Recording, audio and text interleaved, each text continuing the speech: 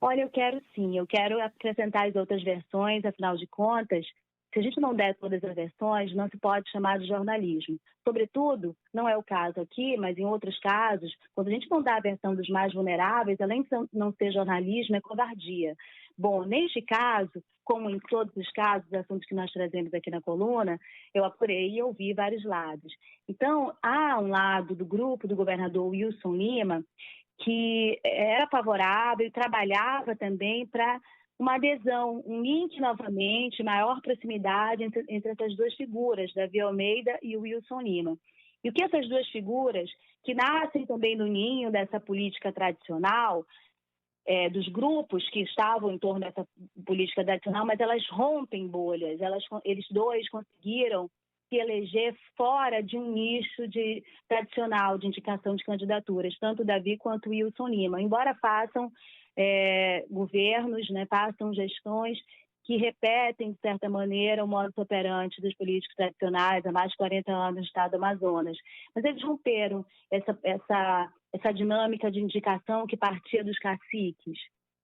Então, as pessoas que conseguem ver eles como uma possibilidade de um novo grupo, de dar fim de vez, né, para os dinossauros da política, para os velhos caciques, enfim, a política tradicional, e eles não gostam de ser chamados assim, mas é assim que esse novo grupo vê.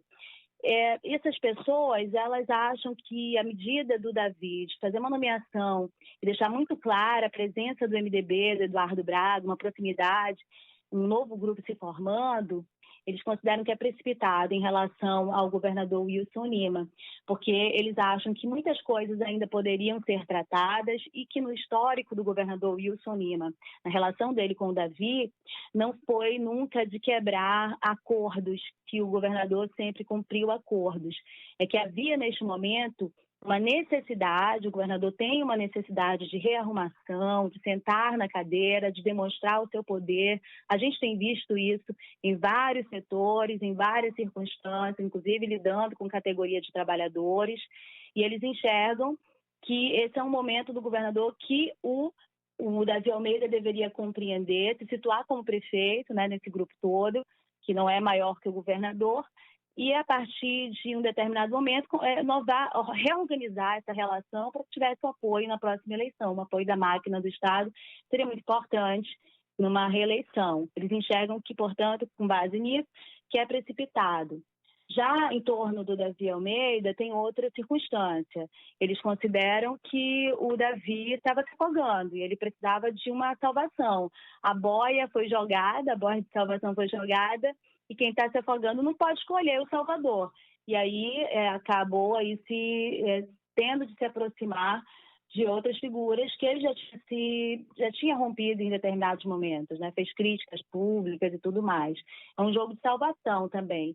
Isso não é feito de forma inovadora pelo Davi, não. A gente já viu em outros momentos políticos que se sentem muito acuados, pressionados, terem de tomar decisões que rompiam com aliados que eram considerados mais indicados à formação de um novo grupo, um grupo mais forte. É por isso que eles rompem, mas o tempo todo essas novas figuras acabam se unindo, né, aos políticos tradicionais. Isso é bem da história, realmente, desse jogo das cadeiras, da dança dos botos, né, tentar um livro do Orlando Farias falando a respeito disso.